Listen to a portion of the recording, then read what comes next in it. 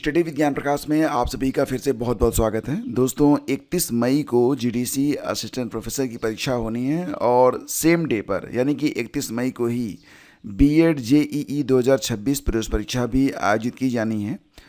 तो इसको लेकर अभ्यर्थी काफ़ी कंफ्यूज हैं। सोशल मीडिया अगर आप देखेंगे तो इस चर्चा से भरा हुआ है कि 31 मई को क्या दोनों परीक्षाएँ होंगी या कोई परीक्षा पोस्टपोन भी हो सकती है। फिलहाल दोस्तों अभी तक आयोग की तरफ से कोई भी संकेत नहीं मिला है कि जीडीसी की परीक्षा जो है पोस्टपोन होगी। तो आप ये मान चलिए कि जो भी जीडीसी के एस्पिरेंट हैं वो ये मान चलें कि उनकी जो परीक्षा है वो तय समय यानी कि 31 मई को ही संपन्न कराई जाएगी। और इससे अगर आप अलग सोच रहे हैं ना तो केवल अपने आप को आप भ्रम में रखेंगे, आपकी तैयारी अच्छे से नहीं हो पाएगी। तो बेहतर होगा कि आप अपना जो सिलेबस है उसको उठा लें, उसको अच्छे से देखें और बिल्कुल जो समय आपके पास बचा हुआ है उसका बेहतरीन उपयोग करें। दोस्तों आप सभी लोग जानते हैं कि अगर आप असिस्टेंट प्रोफेसर परीक्षा में शामिल हो रहे हैं तो जो प्रारंभिक परीक्षा होगी इसमें केवल एक ही पेपर होता है, ऑब्जेक्टिव टाइप पेपर रहेगा। केवल एक पेपर होगा जिसमें 120 प्रश्न होंगे। इसमें जीएस के 30 प्रश्न होते हैं और वैकल्पिक विषय के 90 प्रश्न होते हैं। जबकि अगर आप गणित विषय के साथ जीडीसी का फॉर्म भरे हैं तो केवल 70 प्रश्न ही आपको करने पड़ेंगे। कुल मिला के 2 घंटे का समय आपको मिलेगा और कुल पूर्णांक रहता है 150, ठीक है। और अगर आप प्री को क्वालिफाई करते हैं तब आप पहुंचेंगे मुख्य परीक्षा में। मुख्य परीक्षा में लिखित परीक्षा होती है। इसमें भी केवल एक ही पेपर रहेगा जिसमें कुल जो प्रश्न होंगे 20 प्रश्न होंगे, जैसा कि एलटी ग्रेड में आपने देखा था। तो इसमें क्या होता है कि कुल पूर्णांक इसका 200 यानी कि 80, 10 प्रश्न जो होंगे वो 8-8 नंबर के होंगे तो उसके 80 प्रश्न 80 नंबर, और बाकी जो 10 प्रश्न होंगे वो 12-12 नंबर के होंगे यानी कि 120 अंक।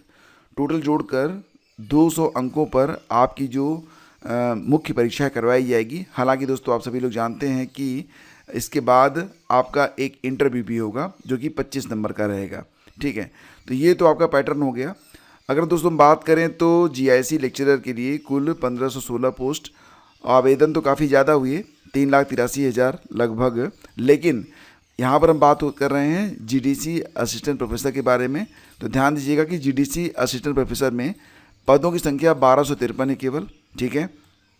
और कुल जो आवेदन हुए हैं 1,14,955 लोगों ने इसमें आवेदन किया हुआ है। आपको ये भी पता है कि इसमें जो जीएस का पोर्शन होगा वो कॉमन रहता है, तो इसलिए जीएस तो सभी को पढ़ना ही है, जीएस तो सभी को अच्छे से तैयार करना ही है। और जीएस की अगर आपने अभी तक अच्छे से तैयारी नहीं की है तो आप स्टडी विज्ञान प्रकाश जो चैनल है इसको आप ओपन करिए और जो कोर्सेज करके यहाँ पर एक टैब मिलेगा, इसको आप क्लिक करिए। यहाँ पर आपको ऑप्शन मिलेगा GIC GDC LT grade lecturer preparation class. यहाँ पर आपको थियोरी वाइज सारे लेक्चर मिल जाएंगे। अगर आप केवल मॉडल पेपर लगाना चाहते हैं, जो कि लास्ट डे मैं यही कहूँगा कि मैक्सिमम मॉडल पेपर ही आप लगाएं, तो उसके लिए आप ये वाली जो प्लेलिस्ट है GIC GDC LT grade all model paper, इसको आप ओपन कर लीजिए। और अभी तक जितने भी मॉडल पेपर आपके हो चुके हैं सारे मॉडल पेपर एक ही जगह पर आपको देखने को मिल जाएंगे। और अगर आप इसकी पीडीएफ चाहते हैं तो आप पेड ग्रुप ज्वाइन कर सकते हैं। पेड ग्रुप का जो लिंक है वो डिस्क्रिप्शन में आपको दिया गया है। तो दोस्तों आगे बढ़ते हैं। और रही बात ये कि अब जो आपके एडमिट कार्ड हैं ये कब तक आ सकते हैं, यानी कि जीडीसी असिस्टेंट प्रोफेसर के एडमिट कार्ड कब तक आएंगे। तो दोस्तों जानकारी मिल रही है कि 10 दिन पहले, ये एक परंपरा रही है यूपीपीएससी की कि वो परीक्षा से 10 दिन पहले या तो सिटी इंटीमेशन या फिर एडमिट कार्ड जारी कर देता है। तो आप 21-22 मई तक वेट करिए, आपको सिटी इंटीमेशन या फिर आपका जो एडमिट कार्ड है फाइनल एडमिट कार्ड ये भी देखने को मिल सकता है। तो 21-22 मई तक आपको इंतज़ार करना पड़ेगा, ठीक है। और आज के अखबारों में दोस्तों कुछ सूचनाएं आई हुई हैं। जैसा कि आप जानते हैं कि मुख्यमंत्री ने हाल ही में प्राइमरी में जहां जहां पर शिक्षकों की संख्या कम है नगरीय क्षेत्र में, उनको भरे जाने की बात कही है, जिसके लिए कुल 11,508 रिक्त पदों की ऑफलाइन सूचना उत्तर प्रदेश शिक्षा सेवा चयन आयोग को भेज दी गई है। हालांकि चयन प्रक्रिया रिक्त पदों की सूचना एनआईसी की ओर से विकसित पोर्टल पर ऑनलाइन मिलने के बाद ही शुरू हो सकेगी। चयन आयोग के अफसरों की माने तो पोर्टल विकसित होने में कम से कम 2 महीने का समय लगेगा। आप इस लाइन को थोड़ा ध्यान से पढ़ेंगे। लिखा गया है कि चयन प्रक्रिया रिक्त पदों की सूचना एनआईसी की ओर से विकसित पोर्टल पर ऑनलाइन मिलने के बाद शुरू हो सकेगी। ठीक है, और अभी जो ये भेजा गया है, जो जानकारी भेजी गई है 11,508 पदों की, ये ऑफलाइन है। और चयन प्रक्रिया कब शुरू होगी? तो जब एनआईसी की ओर से विकसित पोर्टल पर ऑनलाइन जानकारी मिल जाएगी। तो मतलब ये कि, और पोर्टल बता रहे हैं कम से कम 2 महीने का समय लगेगा।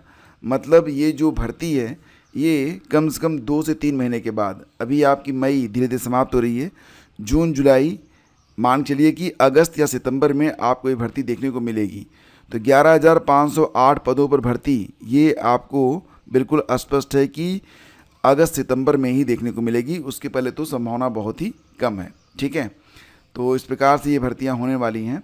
और फिलहाल जैसा कि आप जानते हैं कि चयन आयोग ने ही अशासकीय सहायता प्राप्त माध्यमिक स्कूलों में प्रधानाचार्य, प्रधानाध्यापक, प्रवक्ता और सहायक अध्यापकों के अलावा एडेड महाविद्यालयों में प्राचार्य और असिस्टेंट प्रोफेसर के रिक्त पदों की सूचना एक करने के लिए ऑनलाइन पोर्टल विकसित किया है। हालांकि अब तक दोनों ही विभाग से ऑनलाइन अधियाचन भेजने की कार्रवाई शुरू नहीं हुई है। ये अलग बात है कि पूर्व अपर शिक्षा निदेशक माध्यमिक सुरेंद्र कुमार तिवारी ने 14 मई को रिक्त 23,213 पदों की ऑफलाइन सूचना चयन आयोग को भेज दी है। मिला जुला के यहाँ पर जो जानकारी मिल रही है उसके मुताबिक ये है कि अभी कोई भी जो नई शिक्षक भर्ती है उसके आने में एटलीस्ट 2 मंथ का टाइम लग सकता है। मतलब जो भर्तियां हैं वो जुलाई के बाद ही आती आपको दिखेंगी। ठीक है, और आगे बढ़ें तो रेलवे में टेक्नीशियन के 6,565 पदों पर भर्ती की जाएगी, जिसके लिए आवेदन 30 जून से ऑनलाइन आवेदन किए जाएंगे।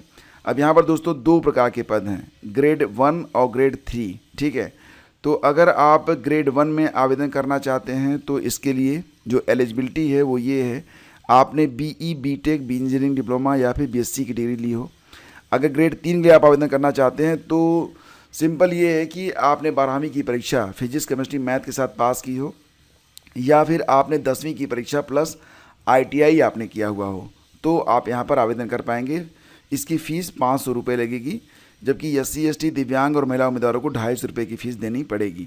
उम्र सीमा 18 साल से लेकर 30 साल के बीच में होनी चाहिए।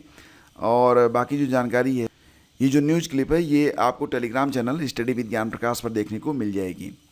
प्रारंभिक परीक्षा के तुरंत बाद जारी होगी उत्तर कुंजी। तो यूपीएससी यानी कि संघ लोक सेवा आयोग के बारे में बात हो रही है यहाँ पर, कि जैसा कि आप जानते हैं 24 मई को यूपीएससी सिविल सेवा की प्रारंभिक परीक्षा होगी, और उसके जस्ट बाद आयोग ने निर्णय लिया है कि प्रोविजनल उत्तर कुंजी परीक्षा के तुरंत बाद जारी कर दिया जाएगा।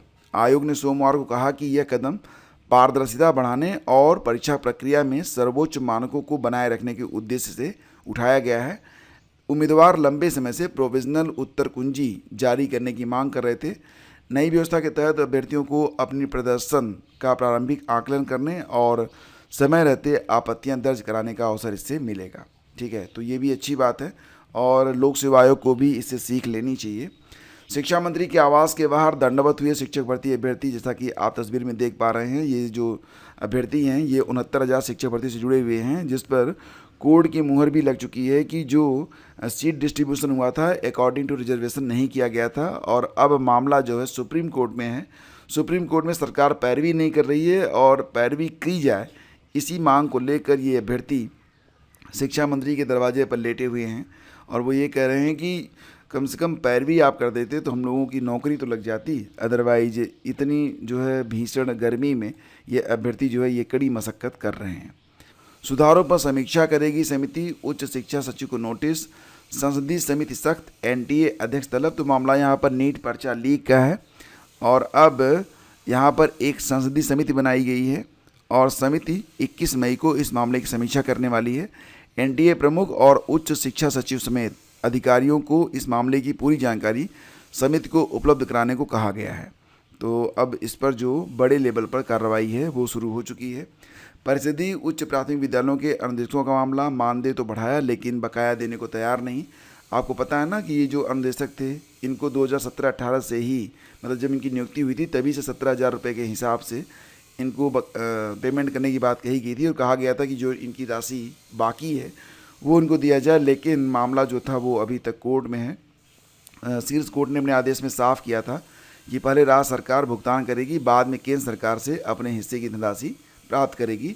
हालांकि राज्य सरकार ने भुगतान करने के बजाय 9 मार्च 2026 को पुनर्विचार याचिका, 7 मई को स्थगन प्रार्थना पत्र और 12 मई को संशोधन प्रार्थना पत्र दाखिल किया है। मतलब यहाँ पर जो मामला है वो ये है कि अब इनका जो मानदेय है तो ये तो बढ़ गया है, लेकिन जो बकाया है उसके बारे में जो अभ्यर्थी हैं वो अभी संघर्ष कर रहे हैं। तो दोस्तों, आज के अखबारों में ये सारी सूचनाएं थी। उत्तर भारत में लू का प्रहार तेज, 7 दिन में पारा 45 डिग्री के पार पहुंचेगा। तो यूपी वाले तो बहादुर होते हैं, यहाँ पर तापमान कभी कभी 2 डिग्री तक पहुंचता है तो कभी कभी 52 डिग्री तक। तो ये जो टेम्परेचर वेरिएशन है इसको तो हम पहले ही झेल चुके हैं, कोई दिक्कत वाली बात नहीं। समर्पित पिछड़ा वर्ग आयोग को मंजूरी मिल चुकी है, यानी कि अब पंचायत चुनाव से पहले पिछड़ा वर्ग आयोग अपनी रिपोर्ट देगा, उसी आधार पर यहाँ पर जो रिजर्वेशन होगा सीटें तय की जाएंगी। और अब समर्पित पिछड़ा वर्ग आयोग को मंजूरी मिल चुकी है। तो ये थे आज के सारे अपडेट। थैंक यू हमसे जुड़ने के लिए। मिलते हैं आपसे अगले वीडियो में। जीआईसी, जीडीसी और अन्य प्रतियोगी परीक्षाओं के लिए लगातार आपकी क्लासेस चल रही हैं दोस्तों, लेकिन मैं देख रहा हूँ कि व्यूज़ बहुत ही कम है, मतलब लोग बहुत कम ही इसमें इंटरेस्ट ले रहे हैं। मैं जानना चाहता हूँ कि क्या वजह है। क्या आपने जीआईसी, जीडीसी फॉर्म नहीं भरा है या फिर कोई और वजह है? बताइएगा ज़रूर। मिलते हैं आपसे अगले वीडियो में। Thank you.